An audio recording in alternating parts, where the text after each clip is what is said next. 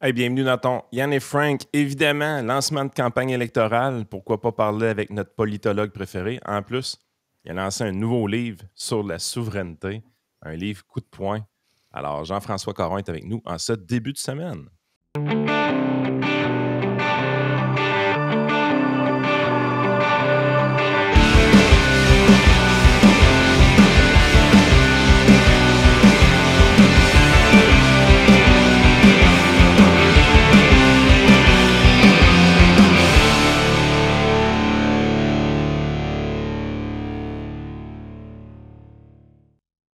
Yes, merci Jean-François d'être là. Écoute, je l'ai reçu par la poste hier, je l'ai dévoré. Évidemment, c'était une deuxième lecture pour moi parce que les gens qui se le sont procurés ou qui ont vu tes publications, donc dans le fond, ton petit livre, La souveraineté improbable, un pamphlet dont tu vas nous parler dans quelques instants, est préfacé par Yann et postfacé, si ce mot-là existe, par moi-même. Donc, il y avait des bouts du livre dans lesquels que j'étais au courant. Je n'avais pas lu la préface de Yann, donc je me suis bien amusé et j'ai relu l'entièreté. Ça se lit en une heure ou deux, là, tu sais, dépendamment de la vitesse à laquelle vous lisez. Donc, ça se lit quand même rapidement. C'est pas très lourd.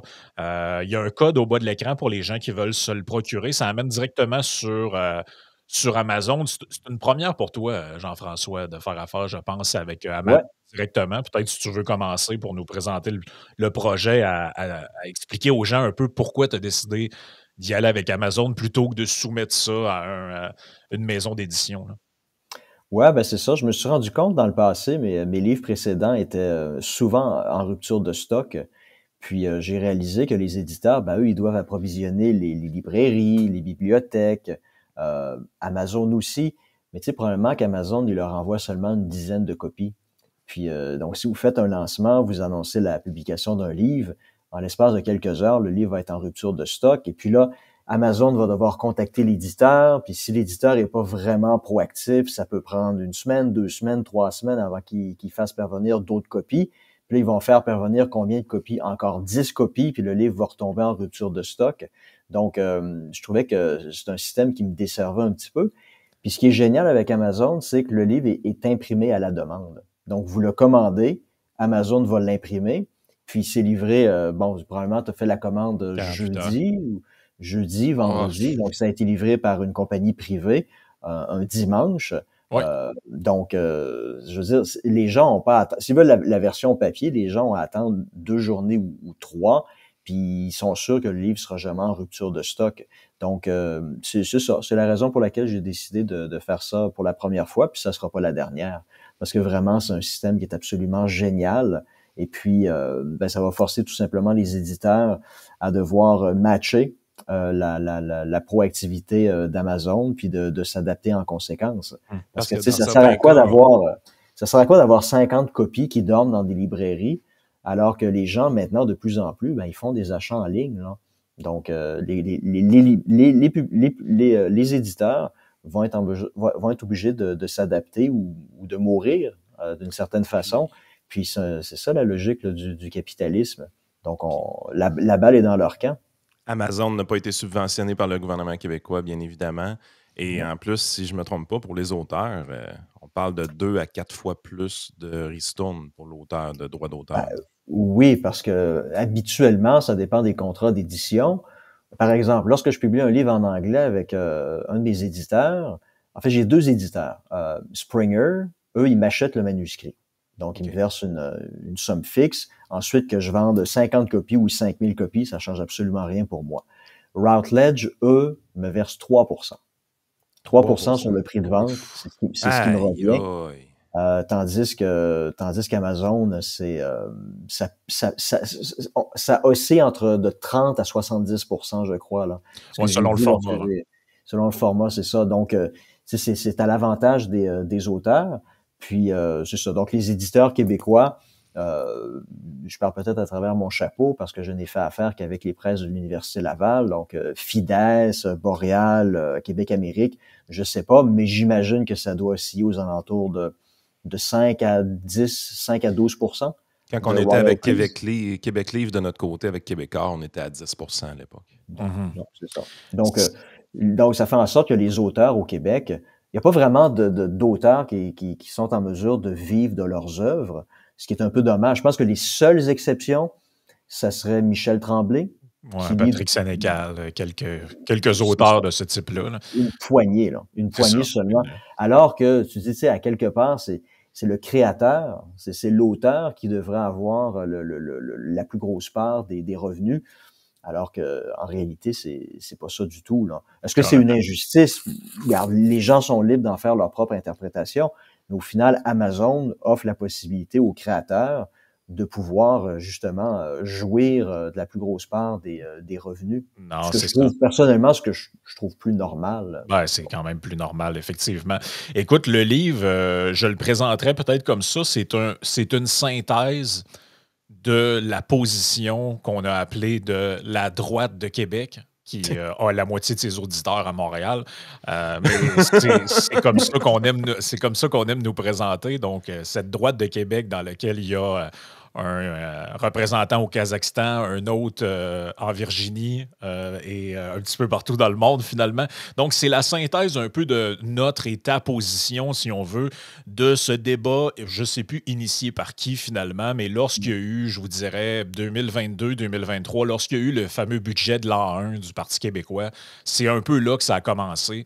Donc, il y a eu des échanges de part et d'autre entre nous, Mathieu Bock-Côté, bon, quelques intervenants des souverainistes qui ont un peu culminé avec la visite de PSPP dans notre podcast.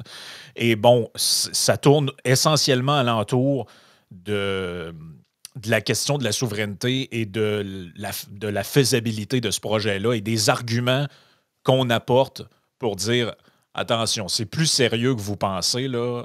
Il y a des choses à réfléchir quand on veut faire un pays et c'est ce qui est détaillé dans ce petit bouquin-là. Donc, plutôt que de remonter le fil de 50 tweets et réponses et vidéos et réponses et chroniques de journal, vous pouvez lire le petit livre de Jean-François où vous avez la touche de Yann, ma touche aussi, mais surtout les éléments amenés et théorisés par Jean-François, justement pour synthétiser un peu cette période de débat. C'est quelque chose de très classique là, dans l'histoire de la littérature. À un moment donné, tu publies un petit pamphlet pour répondre à des critiques ou pour synthétiser une série d'échanges qu'il y a dans une période de temps donnée. Là. Je ne sais pas si c'est comme ça que tu le présenterais. Là.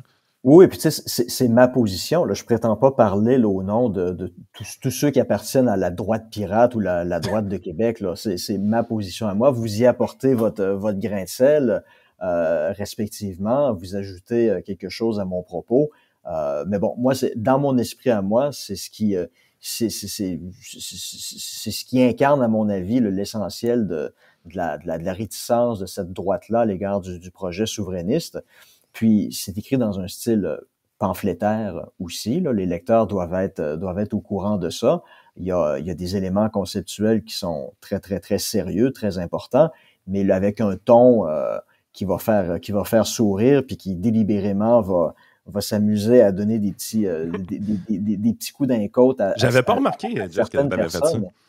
Donc, c'est ça, c'est un pamphlet. Comme c'est une tradition française. Tu sais, par exemple, Éric Nolot en a écrit un sur Sandrine Rousseau, et son féminisme et son écologisme. Tu sais, c'est basé sur des faits vérifiables. C'est conceptuellement, c'est extrêmement solide, mais il se permet des petits, un peu d'humour là-dedans. Un peu d'humour puis du picossage. Là. Donc, c'est un petit peu le style que j'ai utilisé dans ce petit livre-là. Puis, tu sais, je dirais que il y a comme deux grandes questions que j'aborde. Donc, la première, c'est l'erreur, à mon avis, du Parti québécois de voir dans Québec solidaire des alliés pour faire la souveraineté. Parce que Québec solidaire, même si c'est un parti qui a été fondé il y a une quinzaine d'années maintenant, ce parti-là, ce sont les héritiers d'une gauche radicale qui était déjà très présente dans les années 60, dans les années 70, donc une gauche ouvertement maoïste qui, au référendum de 1980, a jugé que le projet de René Lévesque était inacceptable parce que la souveraineté de René Lévesque ne remettait pas en question les grands dogmes du libéralisme et du capitalisme. Donc, vous avez des gens très célèbres, dont Françoise David ou Gilles Duceppe, qui, en 1980, se sont abstenus de voter lors du référendum parce que eux, en réalité, ce qu'ils souhaitent, Puis Amir Kadir l'a dit à plusieurs reprises, Françoise David l'a dit aussi à plusieurs reprises, la souveraineté n'est pas une fin en soi, c'est un moyen qu'ils veulent utiliser pour faire leur grand projet de révolution sociale.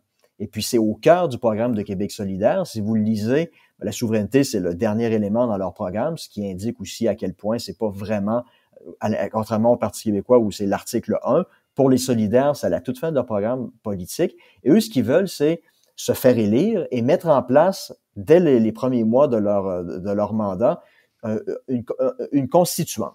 Donc, ils vont demander à des gens de parcourir le Québec et de rédiger un projet de constitution. Et c'est sur ce projet de constitution-là que les Québécois, dans la dernière année du mandat de Québec solidaire, donc dans la 4e année, vont être appelés à voter. Mais on connaît les gens de Québec solidaire. Pour ceux qui ont déjà participé à d'autres consultations publiques sur des questions qui n'avaient pas rapport avec la souveraineté, savent très bien que les gens de Québec solidaire ont toujours tendance à noyauter ces grandes réunions-là. Par exemple, moi, c'était il y a 25 ans de ça, c'était sur un grand projet de réforme du mode de scrutin.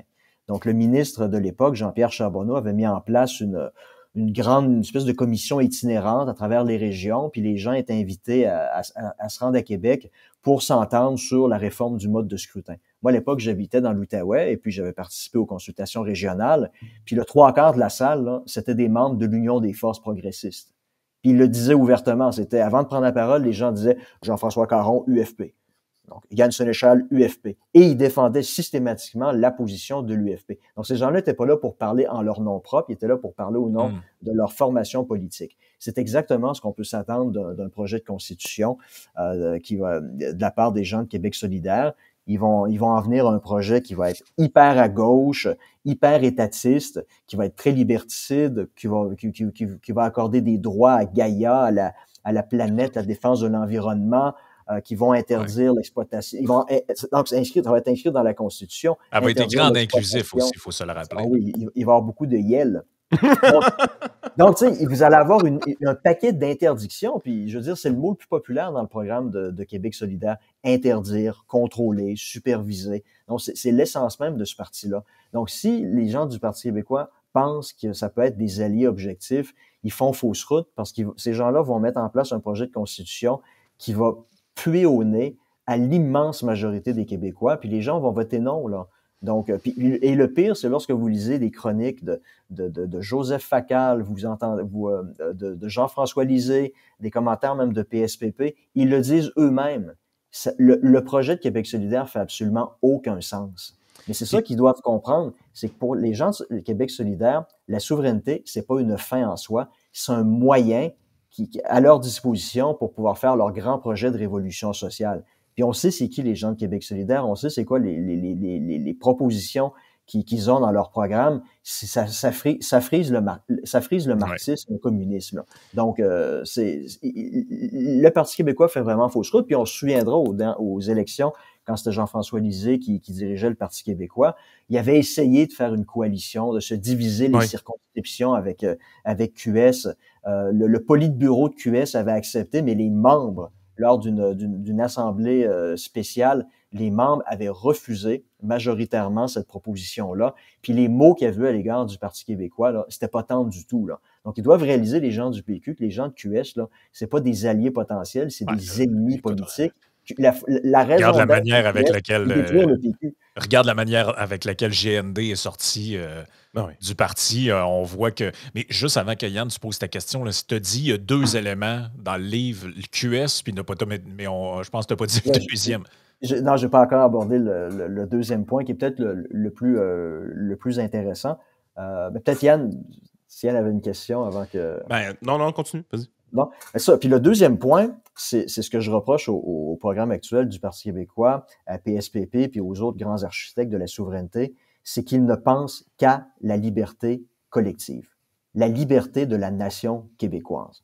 Mais ça, c'est un problème, parce que on peut faire une typologie, une division des grandes idées dans un système de démocratie libérale. Donc, vous avez en haut ce qu'on appelle les normes. Les normes, ça, c'est des idées qu'on ne peut pas remettre en question, qui sont au-delà de la politique. Ce sont des idées... C'est pas gauche à droite, là. Non, c'est les piliers de ce qui constitue une société libérale. Donc, vous avez la liberté individuelle, vous avez la souveraineté populaire, puis on peut découler du principe de la souveraineté populaire que les peuples, donc la collectivité, a le droit de s'autodéterminer librement, le droit à la sécurité. Donc, toutes des idées qu'on peut tous découvrir par soi-même par le biais de notre raison. Donc, c'est l'idée, placez-vous derrière c'est le principe de John Rawls, placez-vous derrière un voile d'ignorance et vous dites, je vais devoir vivre dans une société X. Je ne sais pas quelle va être ma position sociale, mon genre, mon QI, est-ce que je vais être handicapé ou non? Je ne sais absolument rien. Maintenant, je dois m'entendre, juste avec le biais de ma raison, je dois déterminer quelles devraient être les grandes idées que je voudrais voir être respectées dans cette société-là. Ben, je pense que tout le monde rationnellement va se dire, ben, je veux pas être un esclave. Donc, l'idée de la liberté individuelle, c'est une norme qu'on peut pas remettre en question. Le principe de la souveraineté populaire, c'est le peuple qui, par le biais d'élections, doit déterminer ce qui est bon pour lui.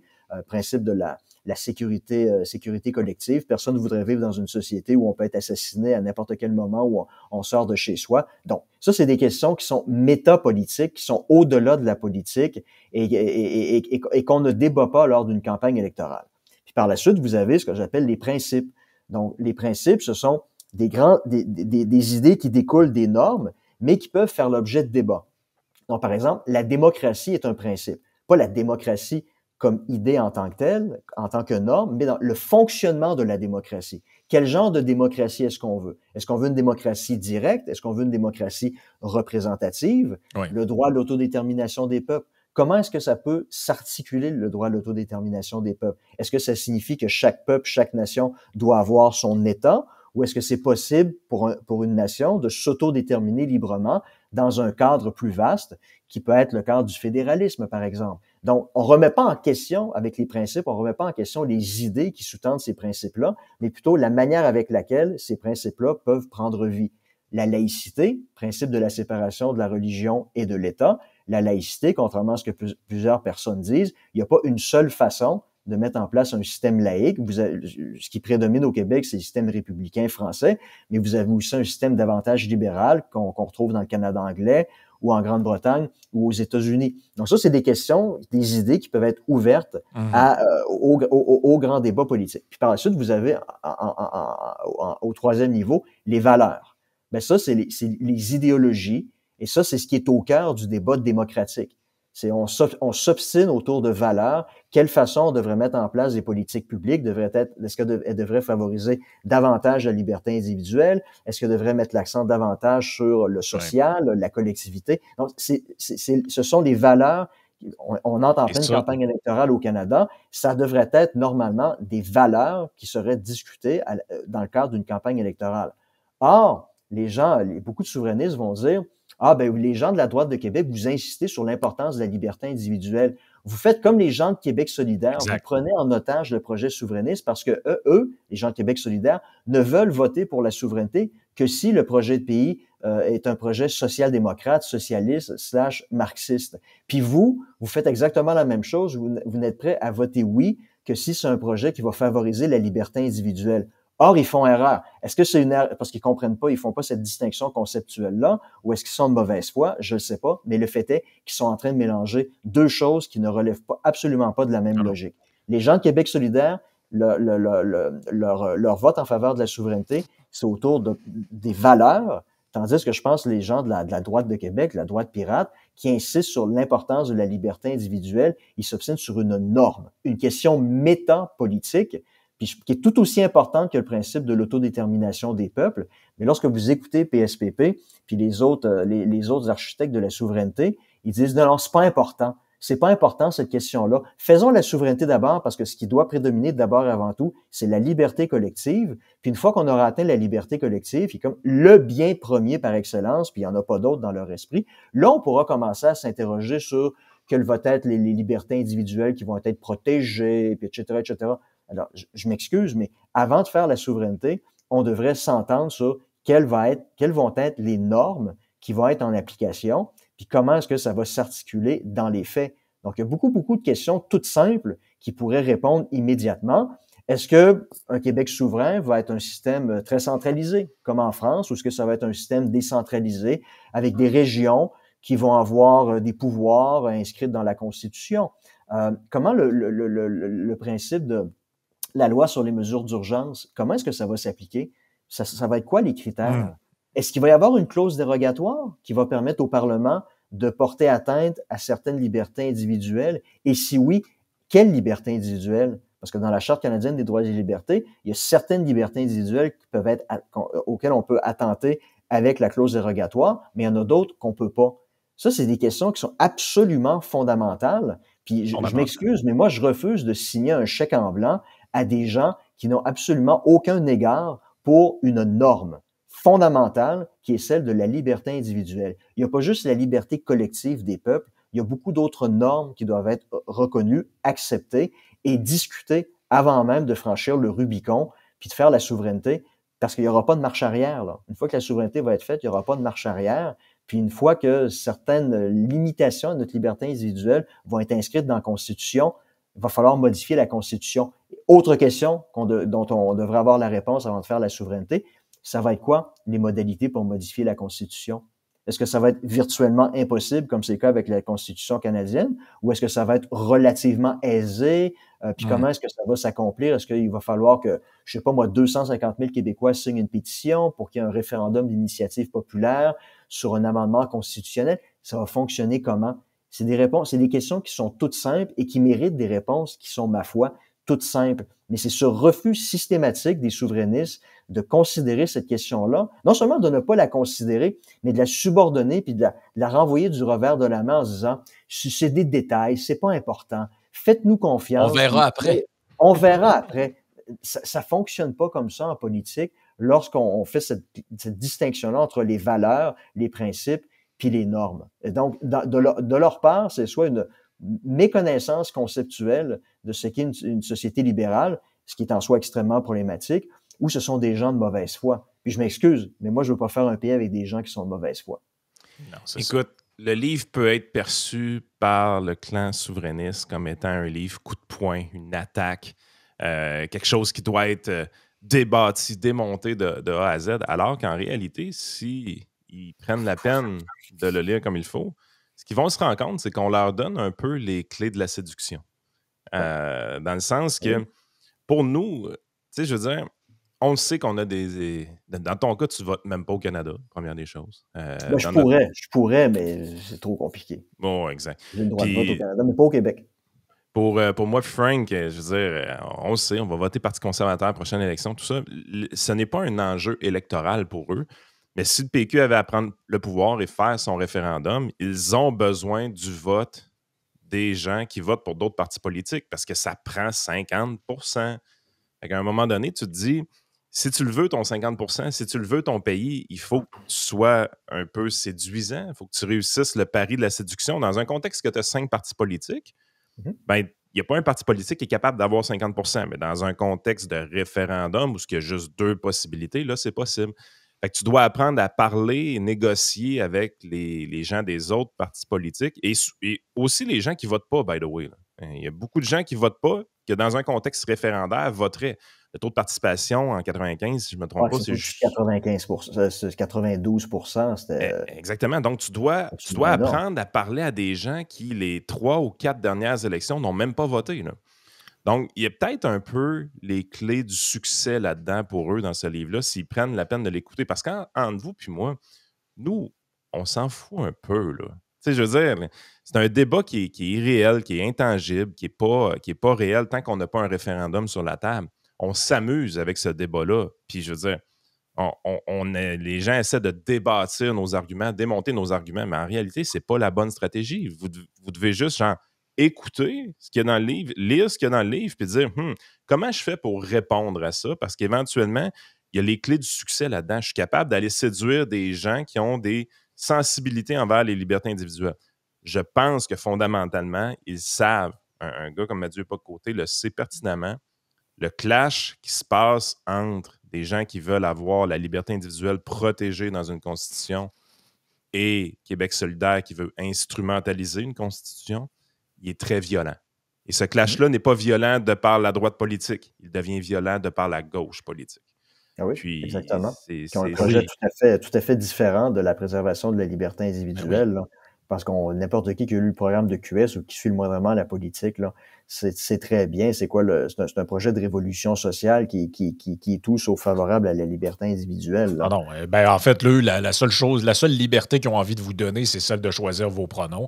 À part ça, ça, vous allez être libre. Mais pour le reste, ça se peut que vous n'ayez pas grand-chose à choisir. Écoute, l'autre élément, puis ça va nous permettre de parler d'un gros sujet d'actualité en ce moment, je te dirais, c'est la volatilité de l'électorat parce que quand on était plus jeune, moi, je me souviens très bien des discussions avec la famille. Les gens disaient « Eux, c'est une famille de libérales. Eux, c'est une famille de péquistes. » tu sais. Puis on s'imaginait les gens qui, de père en fils, votaient toujours pour les mêmes candidats. Ils votaient pour un tel au fédéral, puis c'était ancré. Mais ce qu'on voit de plus en plus, il y a eu la vague orange, il y a eu la vague adéquiste, il y a eu le retour du bloc. On pensait à un moment donné que c'était disparu, ils sont revenus. Et là, ce qu'on a vu en quelques semaines, parce que les gens, à moins que vous viviez sur une autre planète, on l'avait dit la semaine passée que c'est ce qui allait arriver, mais on le voit. Mark Carney, votre nouveau roi, fait dissoudre la Chambre par la gouverneure générale et on s'en va dans des élections anticipées qui auront lieu, je crois, le 28 avril. Donc, on sera convoqué aux urnes. Et ce qu'on voit, je vais mettre dans quelques instants la fenêtre de Canada 338 où on voit les projections. Donc, je vais vous partager l'onglet ici. Donc, en l'espace de quelques semaines, le Québec est passé d'une projection où il faisait élire comme presque une cinquantaine, soixantaine de députés du Bloc québécois à 25. Et tout ça sous l'histoire de Donald Trump, les tarifs, la guerre économique ou tarifaire, là, appelez ça comme vous voulez. Moi, ça me stresserait de bâtir des scénarios référendaires basés sur l'étapisme de on fait élire le bloc fort, on fait élire le PQ, puis après ça, on aura notre véhicule. Et ce qu'on voit, c'est que ça repose sur un château de cartes, cette affaire-là. Là. Les Québécois, non, ils ne sont pas très différents des autres Canadiens. Justement, c'est ça le point. C'est que on pensait qu'on était... je ne sais pas si tu te rappelles, Jean-François, il y a quelques semaines, Jean-François Lisée était tout fier de mettre sur son compte Twitter la carte du Canada tout bleu conservatrice et il y avait le bleu du Bloc et il nous disait « On est différents, nous, on résiste aux vagues. On résiste aux vagues politiques. » Et là, ce que tu vois, c'est que le Québec, en ce moment, est l'épicentre du phénomène Carney. Donc, le reste du Canada... On est l'épicentre de tout. Ben, c'est ça. Et finalement, ce que tu vois, c'est que les Québécois, en fait, c'est vraiment la phrase de Wilfrid Laurier. Là. On a peu d'opinions, mais beaucoup d'émotions. Je la mets à ma sauce. Là. Mais vous le voyez là, en ce moment. Là. En l'espace de 2-3 semaines, on est passé de 60 députés du Bloc à 23. Les libéraux étaient rendus troisième à un moment donné, même derrière les conservateurs, sont repartis premiers. Et les gens détestaient Trudeau, mais sont prêts à redonner pour un 4e mandat consécutif, le pouvoir aux libéraux. Comment tu interprètes tout ça là, à l'aube, justement, du livre, mais également de l'élection?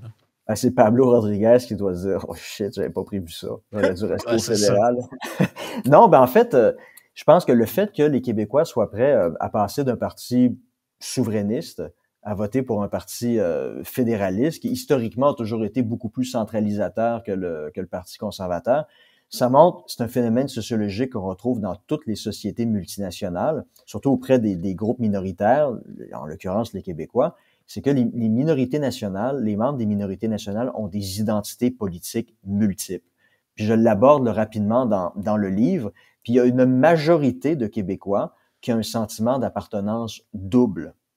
Donc, Québécois et Canadiens. Évidemment, ça va dépendre des proportions. Il y a des gens qui se disent plus Québécois que Canadiens, d'autres également Canadiens que Québécois, d'autres plus Québécois que Canadiens, mais au final, les gens qui ont une identité multiple, c'est la majorité des Québécois. C'est ce qu'on trouve aussi en Catalogne, en Flandre, en Belgique, en Écosse. Puis il y a une corrélation entre le fait d'avoir une identité dualiste puis une identité unique. Il y a une corrélation avec le fait de voter pour un parti fédéraliste ou souverainiste. Donc, il y avait beaucoup de gens qui étaient prêts à voter pour le Bloc québécois, qui étaient en fait des souverainistes mous ou des canadianistes, des fédéralistes qui s'ignoraient. Donc, le Bloc québécois, pour ces gens-là, c'est une espèce de parking politique où les gens ils s'installaient là en attendant de voir comment les choses allaient évoluer. Et là, ben, ils sont prêts à voter pour Carney. Pourquoi?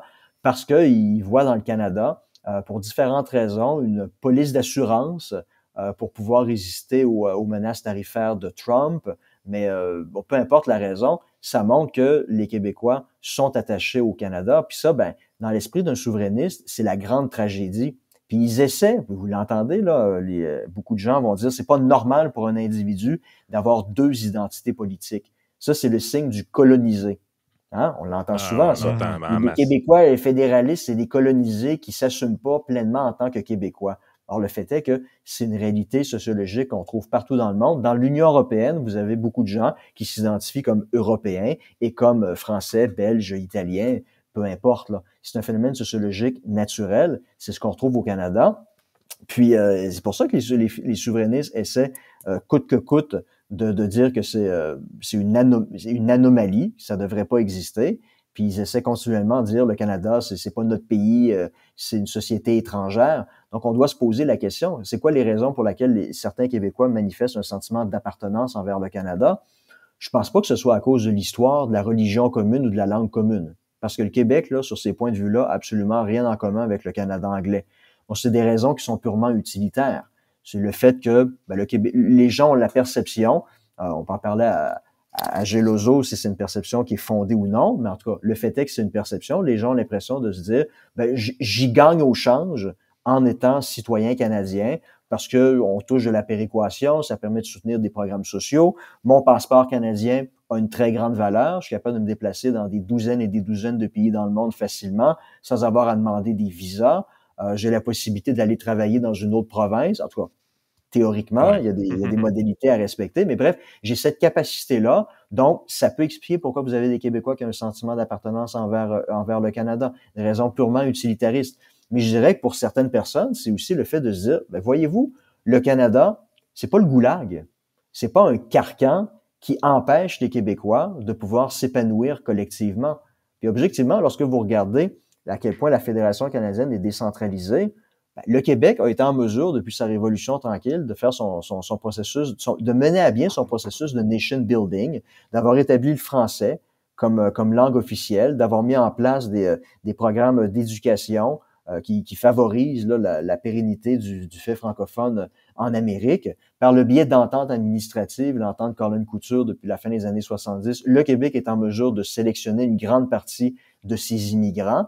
Donc, beaucoup de Québécois regardent ça et se disent, ben, oui, le Québec n'est pas une société à 100% indépendante, mais il en reste pas moins qu'à l'intérieur du Canada, on est en mesure de nous autodéterminer librement. Puis je dirais que 1995 aurait été un moment très unique dans l'histoire du Québec parce que là, il y avait une frustration. Il y avait une frustration, puis dans les années 70-80, vous avez cette gauche radicale-là qui faisait la souveraineté, qui voyait dans la souveraineté un moyen pour parvenir à une fin. Or, en 95, ces gens-là se sont ralliés à la cause. Pourquoi? Parce que collectivement, à cause des échecs de Meach et de Charlottetown, il y a beaucoup de Québécois qui se sont dit « Wow, un instant, je pense que c'est clair que collectivement, ici, la liberté collective du peuple québécois est compromise. » Donc là, il y a cette méta-question-là en tant que norme, la liberté collective du peuple québécois qui, soudainement, a plus d'importance que n'importe quelle autre valeur politique ou idéologique. Donc, on va se rallier à la cause. Ça a été le grand génie de Parizeau puis de Bouchard en 95. Pourquoi ils ont été en mesure de faire ça? Parce que les circonstances ont permis cette union sacrée-là. Puis cette union sacrée-là, elle s'est dissoute immédiatement après le référendum de 95. Les gens qui forment maintenant la colonne vertébrale de Québec solidaire ont formé l'Union des forces progressistes et ont refait de la souveraineté un moyen pour parvenir à une fin. Et le Bloc n'est plus ce qu'il était non plus. Ben non, parce qu'on s'entend qu'entre la fondation du Bloc en 90 jusqu'au référendum de 95, le Bloc était réellement une formation arc-en-ciel. Vous aviez des gens qui étaient plutôt à droite, Jean Lapierre, Bouchard. En fait, 9, je pense, des 12 fondateurs du Bloc sont des conservateurs. Puis vous aviez Jean Lapierre, vous aviez l'ancien député de Hall, Rochelot, vous aviez Nick Leblanc, qui est un conservateur, ma foi, plutôt à droite. Ben, t'en as un qui est encore là, j'oublie son nom, mais il a été élu pour la première fois en 84. Plamondon. C'était toujours bien pas avec le Bloc québécois. D'après moi, Ça, c'était pas mal avec Plamondon. les conservateurs. Ouais, c'est ça, Ouais, Plamondon. Louis Plamondon, qui est là depuis 84, c'est le doyen de la Chambre des communes. Il va probablement, d'ici une couple de mois, s'il se fait réélire le 28 avril, il va battre le record absolu. Donc, c'était une véritable coalition arc-en-ciel qui est en mesure de ratisser tant à gauche, tant à droite, tant auprès de fédéralistes plutôt hardcore que de fédéralistes plus prêts à favoriser la décentralisation. Pourquoi? Parce qu'il y avait un moment politique qui permettait justement cette union sacrée-là, parce qu'il y avait une norme qui avait été atteinte, à laquelle on avait attenté, c'était la liberté collective du peuple québécois. Et ça l'a permis de dépasser les clivages des valeurs, les clivages partisans. On n'est plus là, 30 ans plus tard, là. Mathieu Bocoté le dira lui-même, depuis 30 ans, il y a eu une dénationalisation du projet souverainiste québécois. Les gens de la gauche radicale sont retournés à leur vieille rengaine qui avait commencé dans les années 60 et 70. Ils en sont toujours là. C'est la raison pour laquelle ils font comme leurs ancêtres, ils voient encore la souveraineté comme un moyen et non comme une fin. Donc, essayer maintenant, dans le contexte actuel, avec la volatilité du vote comme ça, essayer maintenant de recréer une grande coalition souverainiste comme ça avait été le cas en 1995. Ma foi, bonne chance. Puis c'est un peu la raison pourquoi le livre s'intitule « La souveraineté improbable ». Parce que dans le contexte actuel, c'est fort improbable que ça va être en mesure de se faire. Puis l'autre chose, je terminerai là-dessus, il y a quelque chose qui a changé aussi par rapport à 1980-1995. Lorsqu'on regarde les jeunes générations, qu'est-ce qui les intéresse d'abord et avant tout? C'est pas la norme qui est la liberté individuelle ou la liberté collective d'un peuple, c'est survivre. C'est la sûreté à tout prix. Je pense qu'on l'a vu pendant la pandémie, puis on le voit, l'immense majorité des jeunes, en tout cas, c'est Québec solidaire, qui, lorsqu'on regarde les sondages, qui score le plus fort chez les 18-24 ans. Et qu'est-ce qui motive ces gens-là? Ben, c'est l'idée qu'ils vont mourir demain matin si on fait rien pour lutter contre les changements climatiques. Ces gens-là, ils sont pas dans un projet politique de libération nationale ou de libération individuelle, comme ça a été le cas pour leurs parents ou leurs grands-parents. Ils sont en mode survie. C'est dans mon autre livre, Homo superstans, c'est ça qui les motive. C'est la norme qui les motive, c'est survivre. Survivre à tout prix, puis ils vont être prêts à accepter n'importe quelle compromission pour rester en vie. Puis vous le voyez, ils appuient Québec solidaire. Qu'est-ce que Québec solidaire propose? Ben, c'est des mesures restrictives, justement, pour rester en vie. Donc, c'est éminemment liberticide, mais ils s'en foutent parce que ce qui compte pour eux, c'est pas la défense de la liberté individuelle ou collective, c'est de survivre. Donc, essayer de faire un référendum gagnant avec une masse critique comme ça de jeunes qui ne pensent qu'à survivre. Je veux dire, les ingrédients sont tout simplement pas là. Ouais. Je dis pas que la souveraineté va jamais se faire. On doit jamais dire en sciences politiques, faire des prévisions comme Jojo Savard. C'est pas ça la science politique. C'est pour ça que j'ai pas intitulé le livre « La souveraineté impossible ». On ne sait pas ce qui peut se passer. Dans 5 ans, il peut y avoir une espèce d'autre crise constitutionnelle qui va refaire de la liberté collective la norme par excellence, qui va être en mesure à nouveau de rallier les gens de la droite et de la gauche, comme ça avait été le cas entre 90 et 95. On ne le sait pas. Mais le fait est qu'à l'heure actuelle, la souveraineté, elle est drôlement improbable. Admettons, Jean-François, que le PQ lit ton livre, le prend au sérieux et fait un ébauche de réponses adéquates à nos questions par rapport à une future constitution, par exemple. Est-ce qu'ils vont monter, est-ce que l'opinion souverainiste pourrait monter dans les sondages, à ton avis? En tout cas, pas chez les jeunes de 18-24 ans qui pensent juste à survivre. Ça, je pense que c'est une clientèle qui est un petit peu perdue pour eux. Puis c'est pas le genre de clientèle qu'ils devraient essayer d'aller chercher parce qu'ils vont en perdre plus de l'autre côté en favorisant, en proposant des mesures qui vont être éminemment liberticides. Mais ça pourrait faire très mal au Parti conservateur parce que c'est un peu la marque de commerce d'Éric Duhaime, la liberté individuelle. Puis parce qu'il y avait quand même un parti institutionnalisé au Québec, là. Même les gens qui sont pas très actifs en politique, qui s'intéressent pas à la politique, savent c'est quoi le Parti québécois, puis ils ont déjà entendu parler de René Lévesque puis du référendum. Dans le folklore. Dans le folklore, c'est inscrit ici. Donc, si le Parti québécois était réellement sérieux et disait, vous savez, aux gens qui ont une identité dualiste, qui se disent, bon, tu sais, le Canada, c'est pas le goulag, c'est pas un carcan, on est quand même, grosso modo, on est quand même libre de s'autodéterminer. Si le Parti québécois développait un projet de constitution, une proposition, on dit, c'est ce que vous pensez? D'accord, c'est vrai, tu sais, c'est pas le goulag, là, c'est pas l'Union soviétique, mais par contre, si on devenait indépendant, voici le genre de liberté que vous pourriez acquérir et que vous n'avez pas à l'heure actuelle à l'intérieur du fédéralisme canadien. Oh, mais là, peut-être que ça irait séduire les gens de la droite de Québec. Puis ça pourrait peut-être même virtuellement tuer le Parti conservateur d'Éric Duhaime, qui compte quoi entre 12, 13, 14, peut-être 15% de l'électorat. Ajoutez à ça les 30 quelques % de l'électorat du Parti québécois, ben vous avez une bonne base, à peu près 40-45%. Vous avez une bonne base pour enclencher un processus qui va peut-être être en mesure de rallier 50% plus un des Québécois dans l'éventualité d'un référendum. Mais la balle est dans leur camp. Hein. Mais honnêtement, puis je pense, Yann, c'est toi qui l'écris dans la préface, c'est un livre qu'ils devraient lire, ils devraient s'en inspirer puis se dire, c'est une recette gagnante, là. Caron, il nous donne essentiellement là, la marche à suivre pour être en mesure de ramener vers nous les gens de cette droite-là, qui ne sont pas profondément, systématiquement hostiles. Là. Ils veulent juste s'attendre à ce que le Parti québécois rééquilibre davantage son appréciation des grandes normes qui doivent exister dans une démocratie libérale, puis commencer à penser à la liberté individuelle qui a tout autant d'importance que la liberté collective puis le droit à l'autodétermination des peuples. S'ils faisaient juste le réaliser, ça serait un énorme début qui pourrait les amener, sait-on jamais, vers une avenue grande ouverte, vers un grand soir où il pourrait avoir 50% plus un des voix. Mais à l'heure actuelle, c'est dommage, mais le programme du Parti québécois ne s'intéresse pas à ces questions-là. Puis dans les dernières années, puis ça, c'est Frank qui en parle dans sa postface, malheureusement, le Parti québécois a eu tendance à développer des politiques qui étaient pas mal alignées sur les politiques de Québec solidaire, créer des grands systèmes, des politiques d'interdiction, de régulation. C'est quoi, là? C'était un office de régulation du porno. Oui, puis les gens oublient que c'est le PQ qui a sorti d'abord l'idée des lunchs dans les écoles avec Jean-François Lisée. Ça a été piqué par QS. Après, aujourd'hui, les péquistes font semblant qu'ils n'ont jamais pensé à ça. Mais c'est parce que c'est vous autres qui avez parti l'idée.